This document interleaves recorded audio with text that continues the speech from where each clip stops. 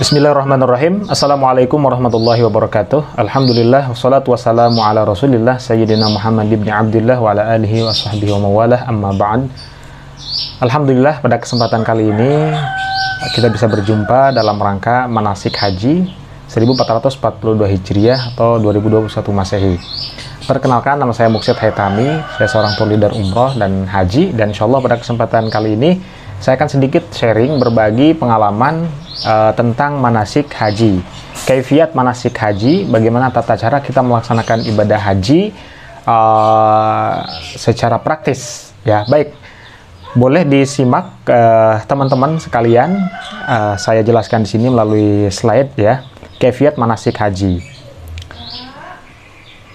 Perlu diketahui bahwa manasik haji atau proses ibadah haji tahun ini memang berbeda dengan haji yang tahun-tahun yang lalu. Artinya tidak ada jemaah dari negara lain kecuali memang orang-orang yang berada di Arab Saudi, baik itu warga Arab Saudi atau para ekspatriat atau orang asing luar Arab yang memang tinggal di Arab Saudi dan punya iqomat atau punya KTP Arab ya, punya izin tinggal gitu ya. Dan jemaah haji tahun ini itu hanya boleh sekitar 60.000 jemaah. Jadi sangat-sangat sedikit dibandingkan dengan jumlah normal ya. Baik, bismillahirrahmanirrahim. Pertama-tama saya ingin menjelaskan tentang mikot ya. Mikot itu ada mikot zamani dan mikot makani. Apa itu mikot zamani? Artinya mikot waktu. Jadi kapan orang melakukan mikot ya, niat umroh itu ya pada saat bulan Syawal, Zulqa'dah, Zulhijjah. Kemudian mikot makani atau tempat. Nah, ada beberapa mikot makani atau mikot atau tempat untuk mengambil niat umroh atau haji. Ada namanya Zulhulaifah atau Bir Ali. Jadi kali ini adalah kalau orang berada di daerah Madinah mau ke Mekah, itu ngambil mikotnya, ngambil niatnya harus di Masjid Bir Ali kalau orang mau umroh ya. Kemudian ya bagi yang datang dari Madinah, kemudian ada lagi mikot selanjutnya adalah Juhfah ya. Juhfah bagi yang datang dari arah Syam, sekitar 187 km barat laut Mekah. Lalu selanjutnya ada Yalamlam ya, bagi yang datang dari arah Yaman, sekitar 54 km sebelah selatan Mekah. Lalu ada Qarnul Manazil ya, Qarnul Manazil atau Sail Al-Kabir. Ini adalah bagi yang datang dari arah Najd atau Asia Tenggara. Kemudian selanjutnya ada Zatul Irkin ya. Jadi bagi yang datang dari arah Irak. Ini jaraknya atau posisinya ada di sebelah selatan Mekah ya. Peta mikot makani dan H2. H2 ini adalah tempat penyembelihan ya. Nah, ada seperti inilah kira-kira petanya ya. Ada Zuhfah, ada Zulhulaifah, ada Zatul Irkin, ada Yalamlam, Qarnul Manazil. Nah, Mekah ini berada di tengah-tengah. Selanjutnya, kita langsung masuk ke pembahasan haji ya, teman-teman. Ihlal ihram haji, pertama ada mabit bermalam di Mina, wukuf di Arafah, ya, mabit di Musdalifah, jumroh, tahallul, menyembelih atau al-hadyu, tawaf ifadah dan tawaf wada. Ya, ini rangkaian ibadah haji yang dilakukan oleh calon jemaah haji. Ya, seperti itu. Kemudian selanjutnya kita langsung masuk ke prosesnya ya, biar singkat, padat, dan juga teman-teman bisa mengerti. Tanggal 8 Zulhijjah ya, disebut dengan Yaumut Tarwiyah. Kalau kita tahu hari ini ya, karena saya bikin videonya hari ini, hari Ahad ya, atau hari Minggu. Ini termasuk masuk hari Tarwiyah. Maka kemudian kita disunahkan untuk melakukan ibadah puasa ya, Tarwiyah, dan kemudian satu lagi besok itu tanggal 9 ya, Arafah. Nah, orang jamaah haji yang sudah tinggal di pemondokan ya, di Mekah ya, di hotel atau di apartemen, itu mereka akan menuju ke Mina tanggal 8 dan melafadzkan niat ya, melafadzkan niat hajinya di saat di pemondokan itu, di hotel itu ya. Jadi mereka sebelumnya sudah mandi, sudah bersih-bersih, kemudian pakai kain ihram ya. Pakai kain ihram, bagi laki-laki itu kain rida dan kain izar ya, dua helai kain itu, kain putih, tidak berjahit, kemudian tidak menggunakan celana dalam, tidak menggunakan kaos, tidak menggunakan penutup kepala, peci. Mereka hanya menggunakan kain ihram. Lalu mereka melafadzkan niat labbaik Allahumma hajjan ya. Kemudian setelah itu maka mereka sudah berniat untuk haji ya. Kemudian dilanjutkan dengan baca talbiyah. Jadi setelah niat kemudian naik bis ya, bis ke Arafah, ke daerah Mina, mereka melafadzkan talbiyah labbaik Allahumma labbaik labbaik la syarika lak labbaik innal hamda wan ni'mata laka wal mulk la syarika lak ya. Kemudian pada saat sudah sampai di Mina gitu ya, mereka mabit bermalam di Mina sampai tanggal 8 Zulhijjah pagi-pagi ya. Jadi tanggal 8 berangkat, kemudian nyampe di Mina sampai tanggal 9 Zulhijjah pagi-pagi ya. Kemudian apa yang mereka kerjakan ya, mengerjakan sholat duhur dan asar, maghrib dan isya, dijama qashar serta sholat subuh gitu ya. Ya, sampai sini mudah-mudahan dipahami ya. Nah, masuk tanggal 9 ya, Yaumu Arafah ya, besok yang akan jatuh pada hari Senin ya. Itu wukuf di Arafah ya, wukuf di Arafah. Tanggal 9 pagi berangkat menuju Arafah untuk upacara wukuf. Kapan waktunya? Mulai matahari tergelincir ya, zawalus syams sampai matahari terbenam, ghurubus syams ya. Jadi dari mulai zuhur, waktu zuhur ya, masuk zuhur, kemudian waktunya sampai dengan ghurubus syams. Jadi tenggelam, terbenamnya matahari. Itulah waktu wukuf di padang Arafah. Nah, kalau teman-teman bisa melihat bagaimana proses wukuf ini sangat-sangat penting bagi keberlangsungan ibadah haji. Kenapa? Karena al-hajju Arafah. Haji itu ditentukan pada saat kita melakukan Arafah atau wukuf.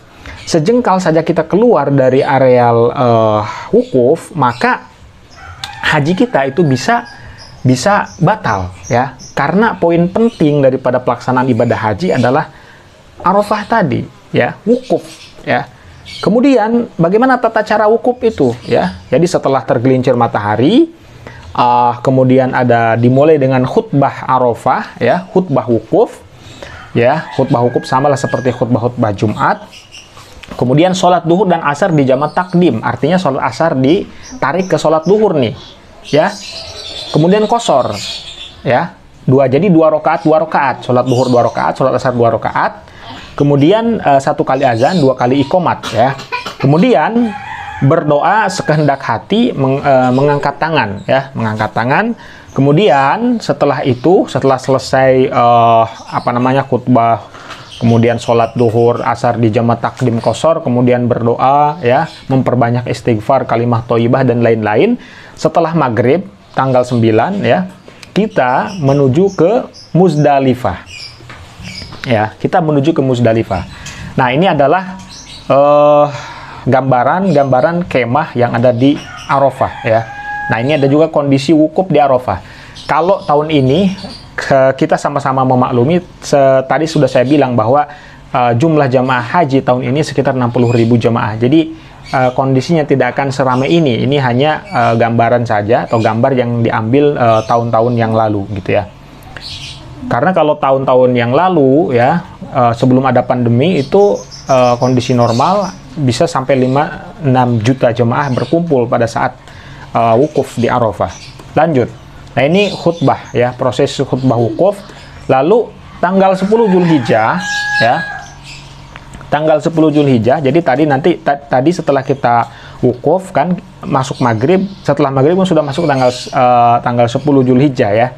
Nah, mabit di Muzdalifah. Biasanya gini, kalau tahun-tahun yang lalu karena rame ya, orang misalnya berangkat dari Arafah naik bis ke Muzdalifah itu bisa sampai berjam-jam karena ngantri bisnya. Tapi kalau sekarang karena kondisinya lengang gitu ya, karena jumlah jamaahnya sedikit, mungkin tidak akan selama itu, tidak akan ada antrian yang begitu cukup panjang. Jadi hanya singkat saja dan mereka akan berangkat dari Arafah ke Musdalifah itu waktunya sebentar gitu ya. Artinya bisa ditempuh dalam beberapa menit saja karena memang sesungguhnya dekat. Tanggal 10 Dzulhijjah malam pelaksanaan mabit atau bermalam di Musdalifah sampai subuh. Yang dilakukan adalah sholat maghrib dan isya di jamak takhir qashar ya. Jadi di jamak takhir qashar ya. Kemudian apa yang dilakukan di Musdalifah sama perbanyak tasbih, tahmid, tahlil, kemudian istighfar. Lalu di sana di Musdalifah kita mengambil kerikil sebanyak 7 kerikil ya. Ya, sebanyak 7 kerikil. Kita untuk melempar jumroh akobah ya. Untuk lempar jumroh akobah. Kemudian ya, pagi-pagi sebelum syuruk berangkat menuju ke Mina. Sebelumnya berdoa sekendak hati menghadap kiblat dan dengan mengangkat tangan. Ya. Nah, masih tanggal 10 Dzulhijjah, Yaumun Nahar ya. Itu kita melakukan jumroh akobah ya, waktunya dari subuh sampai maghrib. Jadi setelah dari Musdalifah tadi malam ya, setelah maghrib sampai subuh kita kan dari Musdalifah kemudian ke Mina ya, dengan terlebih dahulu kita mengambil batu untuk lempar jumroh akobah gitu ya. Kemudian proses jumroh dilakukan dengan cara berdiri menghadap jumroh ya. Kemudian posisi kiblat ada di arah kiri. Kemudian melempar dengan 7 kerikil, setiap lemparan diiringi dengan membaca Allahu Akbar. Jadi satu batu kita lempar jumroh akobah, Allahu Akbar. Dan Allahu Akbar. Setelah lemparan selesai ya, 7 lemparan selesai kita membaca Allahumma ja'alhu hajjam mabruran wa dhanban maghfura. Ya, seperti itu. Nah, ini adalah gambaran daripada jamarot ya. Jamarot seperti ini. Nah, kalau sekarang sudah ada 3 tingkat ya, 3 tingkat untuk lempar jumroh ya. Ini baru 2 tingkat, ini gambarnya gambar yang lama ya. Ini ke arah Makkah, ini Haratul Lisan. Nah, disinilah kita melempar jumroh akobah pada saat tanggal 10 tadi ya. Ya, kemudian selanjutnya tanggal 10 Dzulhijjah, masih tanggal 10 Dzulhijjah ya, Yaumun Nahar. Setelah melempar jumroh akobah, maka ada 2 versi. Orang setelah lempar jumroh akobah, itu ada yang tahallul atau memotong rambut, ya, tahallul awal. Ada yang setelah lempar jumroh, mereka berangkat ke Makkah untuk kemudian melaksanakan tawaf ifadah. Ya, ini bebas. Tapi biasanya yang dilakukan adalah melempar jumroh, setelah melempar jumroh akobah kemudian memendekkan rambut, mencukur rambut ya, memotong rambut. Bagi pria diutamakan ini dicukur gundul ya. Setelah tahallul, larangan ihram kembali jadi halal kecuali hubungan suami istri ya. Jadi kan tadi tanggal 10 itu kita masih berihram ya, maka setelah potong rambut tahallul awal, maka kita sudah terbebas dari larangan ihram seperti memakai kain ihram sudah bisa dicopot ya, kemudian memakai wangi-wangian, kemudian menggunting rambut, menggunting kuku, kemudian dan lain-lain lah yang menjadi larangan ihram ya. Tapi kecuali hubungan suami istri. Kemudian yang keempat, menyembelih al-hadyu atau hewan kurban. Nah, ini dilakukan pada saat tanggal 10 Dzulhijjah setelah kita melempar jumroh ya, atau setelah tahallul awal ya. Kemudian yang kelima adalah tawaf ifadah ya. Jadi kalau misalnya teman-teman setelah tahallul tanggal 10 Dzulhijjah ya, kemudian memotong rambut, lalu kurban gitu ya, berkurban, kemudian setelah itu berangkat ke Mekah, ke Masjidil Haram untuk melakukan tawaf ya, melakukan tawaf ifadah ya. Kalau misalnya pada saat tahallul, pada saat lempar jumroh itu belum tahallul ya, belum potong rambut, maka pada saat tawaf itu kita masih pakai kain ihram. Tapi kalau sudah pada saat lempar jumroh kita langsung cukur rambut, potong rambut, maka kita tawaf ifadahnya dengan memakai pakaian biasa seperti itu ya. Anggap saja kita memilih opsi yang pertama tadi, yaitu setelah lempar jumroh akobah tanggal 10, lalu kita langsung potong rambut tahallul awal, sehingga terbebas semua larangan ihram kecuali hubungan suami istri. Kemudian kita menyembelih hewan kurban, lalu kita lanjut ke Mekah untuk tawaf ifadah, ya, tentunya dengan sudah memakai pakaian biasa. Ya, mengelilingi Ka'bah 7 putaran, diawali dan diakhiri di garis coklat. Nah, ini maksudnya tanda mulai tawaf itu dimulai dari Hajar Aswad, ya, lurus Hajar Aswad, kemudian 7 putaran sampai dengan putaran terakhir juga harus berposisi di Hajar Aswad. Ya, caranya boleh masuk ke masjid dari pintu mana saja. Tidak ada sholat di makam Ibrahim, tidak ada lari-lari kecil, dan ada sa'i. Kalau misalnya pada saat tawaf kudum, tawaf kedatangan, kita tidak melakukan sa'i, maka boleh melakukan sa'i pada saat tawaf ifadah ini. Setelah ini, semua larangan ihram kembali halal, termasuk hubungan suami istri, ya. Jadi setelah sa'i kita melakukan tahallul tsani, tahallul yang kedua. Maka setelah tahallul yang kedua, itu kita boleh atau terbebas dari semua larangan, ya, termasuk berhubungan suami istri, gitu. Nah, pada tanggal 11, 12, dan 13 Zulhijjah, gitu ya, dinamakan dengan hari tasyrik. Jadi setelah tadi tanggal 10, kita tawaf ifadah nih. Nah, kita balik lagi ke Mina, ke kemah kita. Balik lagi ke sana untuk apa? Untuk melaksanakan jumrah ula, wusto, dan akobah, ya, selama tanggal 11, 12, 13, ya. Tata caranya adalah lempar jumrah ula dan wusto menghadap kiblat, melempar dengan 7 kerikil, setiap lemparan diiringi dengan membaca Allahu Akbar, Allahu Akbar, Allahu Akbar, Allahu Akbar, sebanyak 7 kali lemparan, 7 kali di jumrah ula, wusto, ya, kemudian akobah. Setelah selesai berdoa kehendak hati menghadap kiblat dan mengangkat tangan, ya. Kemudian jumroh akobah sama dengan tanggal 10 Zulhijjah, yaitu sebanyak 7 kali lemparan, ya, gitu ya. Jadi tanggal 11 itu, tanggal 12, tanggal 13 ini kita melakukan lempar jumroh, ya. Waktunya kapan?